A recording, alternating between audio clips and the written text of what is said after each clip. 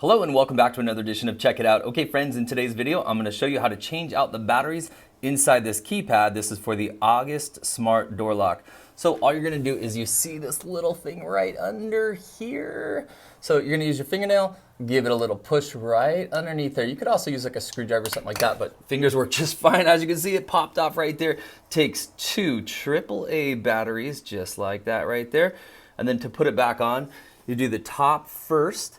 And then you can see there's just a little spot that it goes onto right there. So it goes to the top like that. You can see that. And then the bottom part just snaps right into place and you're all set to go. All right, friends, I hope this helped you out. Listen, I've got several videos on this August Smart Lock system. So if you've purchased one or you're thinking about it, you can check out the reviews.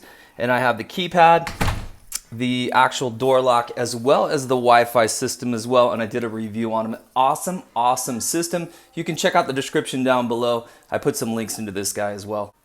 Hey, if this video helped you out today, please give it a thumbs up, subscribe to the channel, check out the playlist under the August Smart Door Lock, and you'll see I have several videos on these guys. All right, friends, I hope this video helped you out. We'll see you next time. Bye for now.